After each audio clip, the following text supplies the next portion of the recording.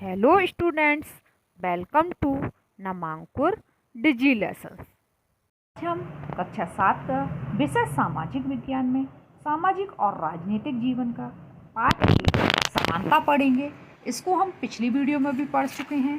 पिछली वीडियो में हमने मताधिकार की समानता एवं अन्य प्रकार की असमानताओं के बारे में पढ़ा था। इस वीडियो में हम मानवीय गरिमा के मूल्य और भारतीय लोकतंत्र में समानता पढ़ेंगे। मानवीय गरिमा का मूल्य।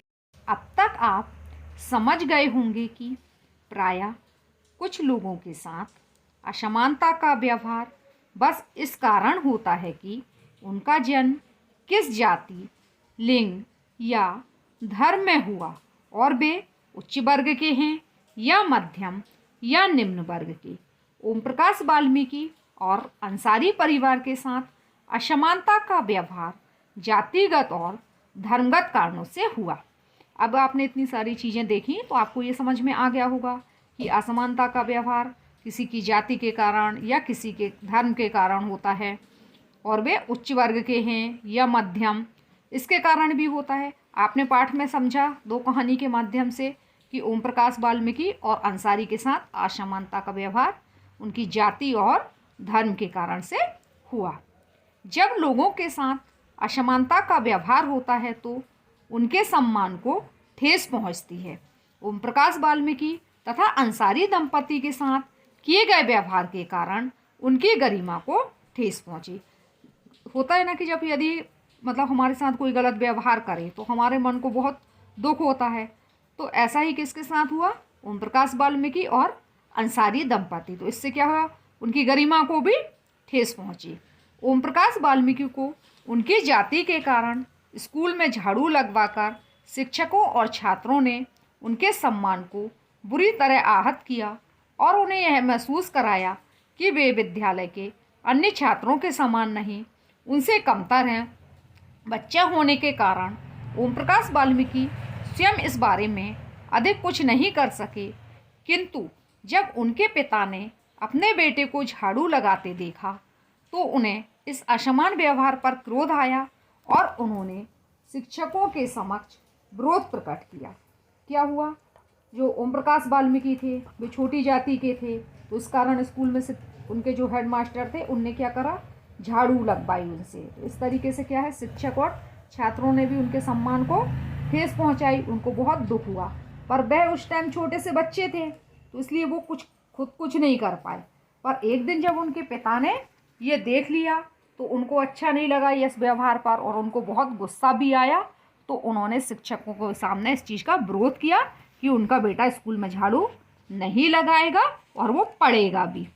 जब लोगों ने अंसारी दंपति को अपना मकान किराए पर देने से इनकार कर दिया तब उनके सम्मान को भी चोट पहुंची। फिर जब प्रॉपर्टी डीलर ने उन्हें नाम बदलने का सुझाव दिया तब उनके आत्मसम्मान ने उन्हें ऐसा करने से रोक दिया और उन्होंने उस सुझाव को ठुकरा दिया। ऐसे ही किसके साथ हुआ? अंसारी दंपति के साथ हुआ कि उन्हें कोई भी मकान नहीं दे रहा था तो उनके सम्मान को चोट पहुंची। फिर प्रॉपर्टी डीलर ने उनसे कहा कि आप अपना नाम बदल लें, तो इससे भी उनके आत्मसम्मान को ठेस पहुंची और उन्होंने मना कर दिया कि हम हमारा नाम नहीं बदलेंगे। ओम प्रकाश और अंसारी दंपति के साथ ऐसा व्यवहार नहीं होना चाहिए था। वे उसी सम्मान और उसी गरिमा के हकदार थे जो अन्य किसी व्यक्ति को मिलती है। तो क्या है कि ओम प्रकाश और अंसारी दंपति के साथ नहीं होना चाहिए ऐसा। क्यों? क्योंकि उनको भी बराबर का सम्मान मिलना चाहिए। वो भी उसी गरिमा के हकदार हैं जो कि अन्य लोग हैं। जाति या धर्म से कोई मतलब तो होता नहीं है कि किसी की जाति अलग है, धर्म अलग है तो उसके सम्मान को हमेशा ठेस पहुंचाई जाए। भारतीय लोकतंत्र में समानता।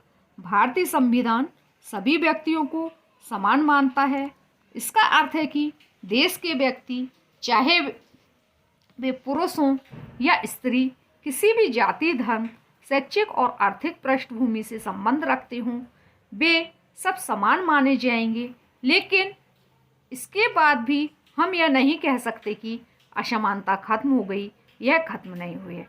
भारतीय लोकतंत्र में सबको समानता का अधिकार है, चाहे वो स्त्री हो, चाहे वो पुरुष हो, चाहे वो पढ़ा लिखा हो, चाहे वो अनपढ़ हो, फिर भी कहीं ना कहीं ये देखने को मिलता है कि असमानता खत्म नहीं हुई।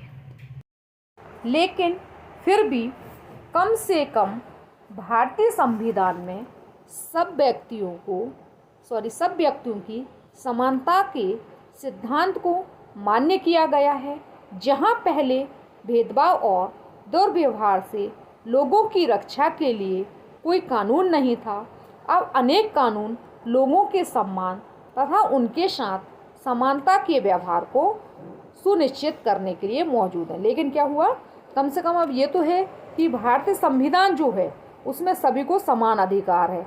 मतलब यदि किसी के साथ कोई भेदभाव किया जाए या दुर्व्यवहार किया जाए तो उनकी रक्षा की जाती है। उसके लिए अब बहुत सारे कानून बन गए हैं कि आप वहाँ पर जाकर शिकायत कर सकते हैं यदि आपके साथ कोई गलत व्यवहार कर रहा है। समानता को स्थापित करने के लिए संविधान में जो प्रावधान हैं उनमें से कुछ निम्नलिखित हैं। प्रथम, कानून की दृष्टि में हर व्यक्ति समान है। इसका तात्पर्य यह है कि हर व्यक्ति को देश के राष्ट्रपति से लेकर कांता जैसी घरेलू काम की नौकरी करने वाली महिला तक सभी को एक ही जैसे कानून का पालन करना है। दूसरा, किसी भी व्यक्ति के साथ उसके धर्म, जाति, वंश, जन्म स्थान और उसके स्त्री या पुरुष होने के आधार पर भेदभाव नहीं किया जा सकता। तीसरा, हर व्यक्ति सार्वजनिक स्थानों पर जा सकता है। इनमें खेल के मैदान, होटल, दुकानें और बाजार आदि सम्मिलित हैं।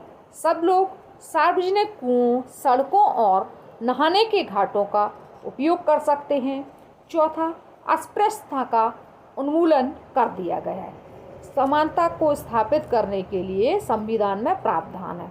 प्रथम क्या है, पहला क्या है कि कानून की दृष्टि में सभी समान हैं, चाहे वो राष्ट्रपति हो, चाहे कांता जैसी एक घरेलू काम वाली नौकरानी, सभी को कानून का पालन करना है।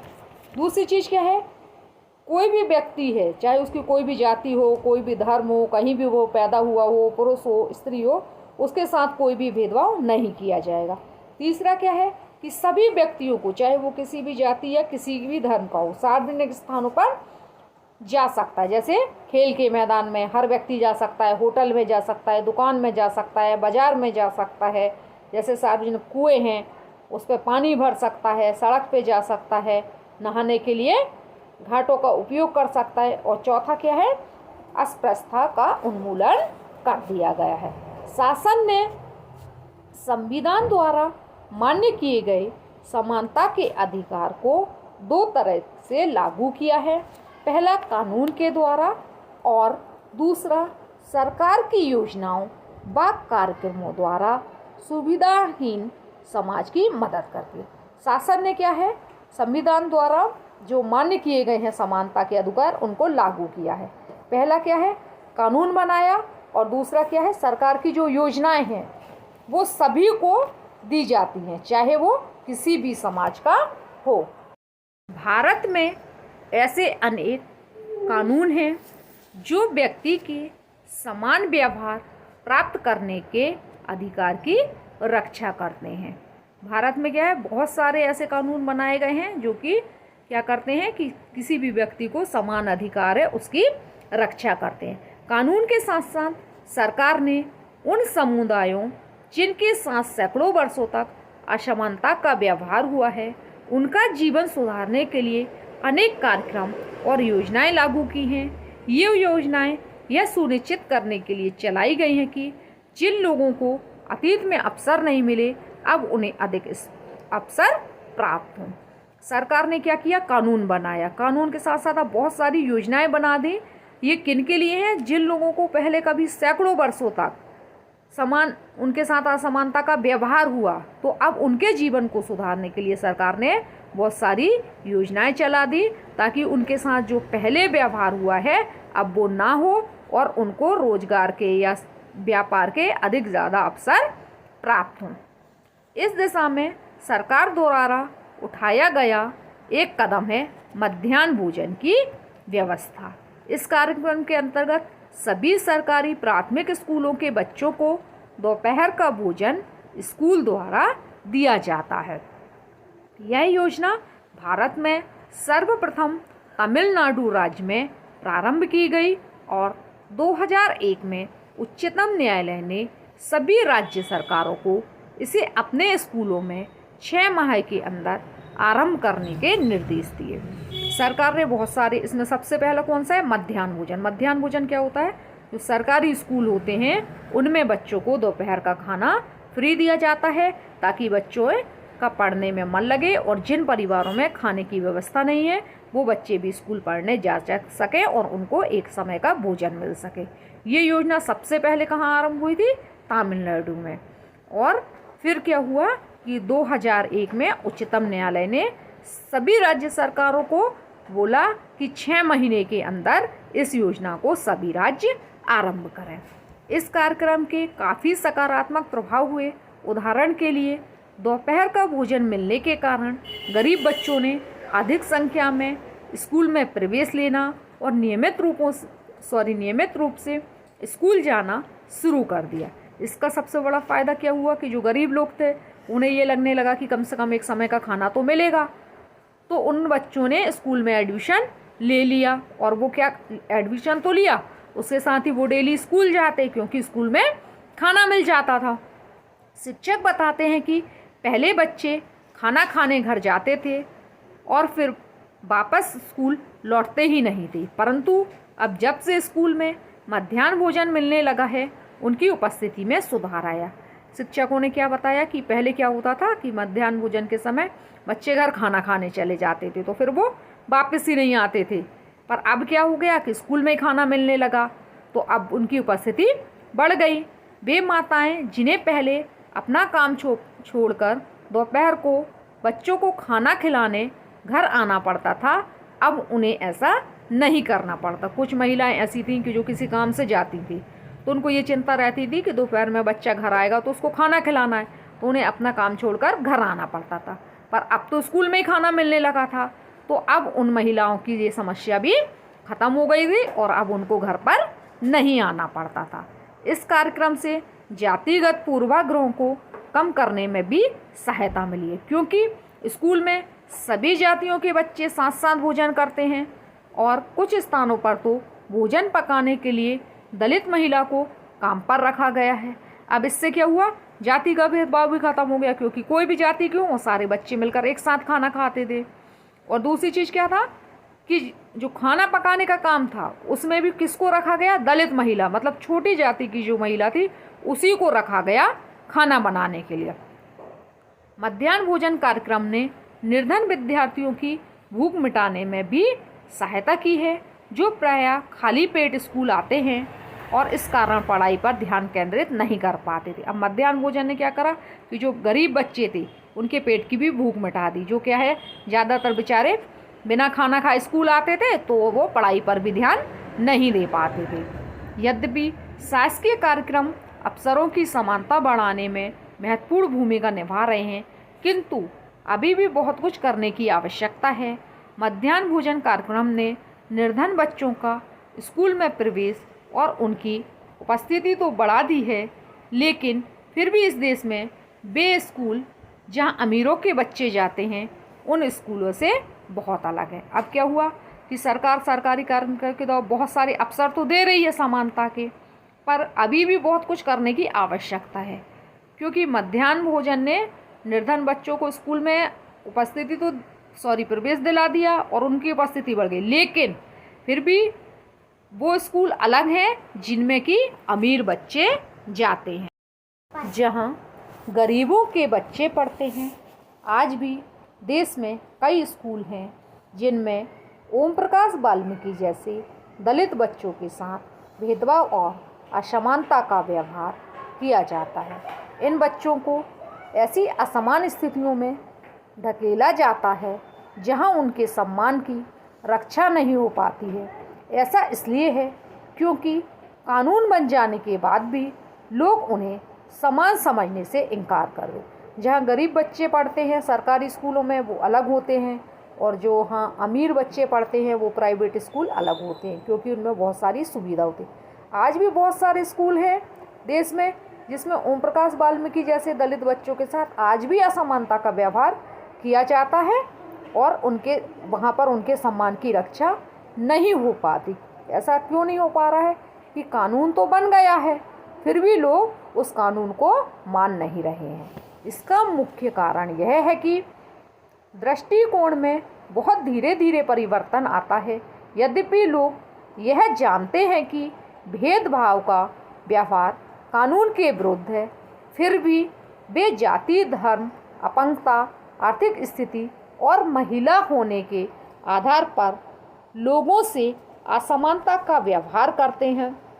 सबको पता है इस चीज़ का कि है ना, कानून का उल्लंघन नहीं करना चाहिए, पर फिर भी लोग करते हैं क्योंकि दृष्टिकोण में क्या है, परिवर्तन धीरे धीरे आता है। जैसे कि क्या है, लोग समझते हैं कोई जाति अलग है, धर्म है, या कोई अपंग है, या आर्थिक स्थिति, या कोई महिला है तो उसके साथ बेकार व्यवहार करते हैं। वर्तमान दृष्टिकोण को बदलना तभी संभव है जब लोग यह विश्वास करने लगेंगे कि कोई भी कमतर नहीं है। वर्तमान दृष्टिकोण जब बदला जाएगा जबकि लोग ये समझने लगेंगे कि कोई भी नीचा नहीं है, सभी बराबर हैं और हर व्यक्ति सम्मानजनक व्यवहार का अधिकारी है और हर व्यक्ति को सम्मान पाने का अधिकार है। प्रजातंत्रीय समाज में समानता स्थापित करना एक सतत संघर्ष है जिसमें व्यक्तियों और विभिन्न समाजों को सहयोग देना है। इस पुस्तक में आप इसके बारे में और अधिक पढ़ेंगे। प्रजातंत्र समाज में थोड़ा सा मुश्किल है, बहुत संघर्ष है कि हम सभी व्यक्तियों को सम्मान दे सकें। तो इस पुस्तक में आप इसके बारे में और भी पढ़ेंगे। अन्य लोकतंत्रों में समानता के मुद्दे। शायद आप सोच रहे होंगे कि क्या भारतीय लोकतंत्र ऐसा है जहां समानता का अस्तित्व है और जहां समानता के लिए संघर्ष जारी है। सच तो यह है कि संसार के अधिकांश लोकतंत्र देशों में समानता के मुद्दे पर विशेष रूप से संघर्ष हो रहे हैं। आपके मन में ये प्रश्न आ रहा होगा कि क्या भारत में ऐसा होता है, पर नहीं, सभी जगह ऐसा ही होता है। उदाहरण के लिए संयुक्त राज्य अमेरिका में अफ्रीकी अमेरिकन लोग जिनके पूर्वज गुलाम थे और अफ्रीका से लाए गए थे, वे आज भी अपने जीवन को मुख्य रूप से असमान बताते। एक उदाहरण से हम देखें कि संयुक्त राज्य अमेरिका में अफ्रीकी अमेरिकन लोग जिनके पूर्वज क्या थे, गुलाम थे और उन्हें अफ्रीका से लाया गया था, वे आज भी क्या है, अपने जीवन को क्या कहते हैं कि हमारा जीवन असमान है। जबकि 1950 के अंतिम दशक में अफ्रीकी अमेरिकनों को समान अधिकार दिलाने के लिए आंदोलन हुआ। जबकि 1950 के जो अंतिम दशक था उसमें क्या हुआ, अफ्रीकी अमेरिकनों को समान अधिकार दिलाने के लिए एक आंदोलन भी हुआ था। इससे पहले अफ्रीकी अमेरिकनों के साथ संयुक्त राज्य में बहुत असमानता का व्यवहार होता था और कानून भी उन्हें समान नहीं मानता था। और इससे पहले की स्थिति क्या थी कि अफ्रीका और अमेरिकनों के साथ भी संयुक्त राज्य में असमानता का व्यवहार होता था और कानून में भी उनको समान नहीं माना गया था। उदाहरण के लिए बस से यात्रा करते समय उन्हें बस में पीछे बैठना पड़ता था, या जब भी कोई गोरा आदमी बैठना चाहे उन्हें अपनी सीट से उठ जाना पड़ता था। बस में भी उनके साथ बेकार व्यवहार होता था। जब वो यात्रा करते थे या तो उनको पीछे बैठना पड़ता था, या कोई अंग्रेज आ जाता था तो अपनी सीट भी उसको देनी पड़ती थी। रोजा पार्क्स एक अफ्रीकी अमेरिकन महिला थी। 1 दिसंबर 1955 को दिन भर काम करके थक जाने के बाद बस में उन्होंने अपनी सीट एक गोरे व्यक्ति को देने से मना कर दिया। रोजा पार्क्स कौन थी? एक अफ्रीकी अमेरिकन महिला थी। जब 1 दिसंबर 1955 को उन्होंने दिन भर काम किया और काम करने के बाद वो बस में बैठी और उन्होंने अपनी सीट एक गोरे व्यक्ति को देने से मना किया। उस दिन उनके इनकार से अफ्रीकी अमेरिकनों के साथ समानता को लेकर एक विशाल आंदोलन प्रारंभ हो गया, जो नागरिक अधिकार आंदोलन कहलाया। जब उन्होंने ऐसा किया तो उस दिन से क्या हुआ, वहाँ एक अफ्रीकी अमेरिकनों के साथ असमानता को लेकर एक बहुत बड़ा आंदोलन हुआ। उस आंदोलन का नाम क्या रखा गया? Civil rights movement. 1964 के नागरिक अधिकार अधिनियम ने नस्ल, धर्म और राष्ट्रीय मूल के आधार पर भेदभाव को निषेध कर दिया। अब क्या हुआ? 1964 में क्या हुआ? नागरिक अधिकार अधिनियम ने नस्ल, धर्म और राष्ट्रीय मूल के आधार पर भेदभाव हटा दिया। इसने यह भी कहा कि अफ्रीकी अमेरिकन बच्चों के लिए सब स्कूल के दरवाजे खोले जाएंगे और उन्हें उन अलग स्कूलों में नहीं जाना पड़ेगा जो विशेष रूप से केवल उन्हीं के लिए खोले गए थे। अब क्या निश्चय हो गया कि जो बच्चे हैं अफ्रीकी और अमेरिकन वो किसी भी स्कूल में पढ़ सकते हैं। अब ऐसा नहीं है कि उनके स्कूल अलग होंगे। इतना होने के बावजूद भी अधिकांश अफ्रीकी अमेरिकन गरीब हैं। अधिकतर अफ्रीकी अमेरिकन बच्चे केवल ऐसे सरकारी स्कूलों में प्रवेश लेने की ही सामर्थ्य रखते हैं जहां कम सुविधाएं हैं और कम योग्यता वाले शिक्षक हैं। अभी भी इसके बाद भी क्या हो रहा है कि बहुत सारे अफ्रीकी अमेरिकन बच्चे कैसे हैं? वो गरीब हैं। गरीब हैं तो वो अच्छे स्कूल में एडमिशन नहीं ले सकते, इसलिए उन्हें क्या करना पड़ता है? सरकारी स्कूल में ही पढ़ना पड़ता है, जहाँ पे क्या है, सुविधाएं भी नहीं होती और अच्छे शिक्षक भी नहीं होते। जबकि गोरे विद्यार्थी निजी स्कूल में जाते हैं या उन क्षेत्रों में रहते हैं जहाँ के सरकारी स्कूलों का स्तर निजी स्कूलों जैसा ही होता है। और जबकि क्या है, जो गोरे मतलब अंग्रेज विद्यार्थी हैं वो क्या करते हैं? वो अच्छे अच्छे स्कूलों में जाते हैं और या तो फिर ऐसे सरकारी स्कूलों में जिनका स्तर क्या होता है, प्राइवेट स्कूलों की तरह होता है, वहाँ पर पढ़ते हैं। लोकतंत्र की चुनौती। किसी भी देश को पूरी तरह से लोकतंत्री नहीं कहा जा सकता। हमेशा से ही ऐसे समुदाय और व्यक्ति होते हैं जो लोकतंत्र को नए अर्थ देते हैं और अधिक से अधिक समानता लाने के लिए नए नए सवाल उठाते हैं।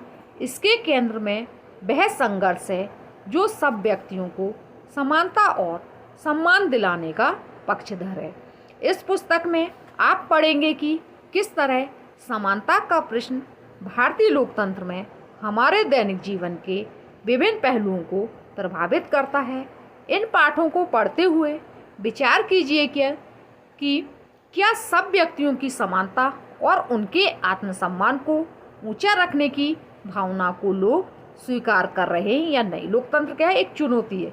किसी भी देश में पूरी तरह से लोकतंत्र नहीं कहा जा सकता, क्योंकि हमेशा से ऐसे समुदाय या व्यक्ति होते हैं जो कि लोकतंत्र को एक नया अर्थ देते हैं, अधिक से अधिक समानता लाने के लिए नए नए सवाल उठाते हैं।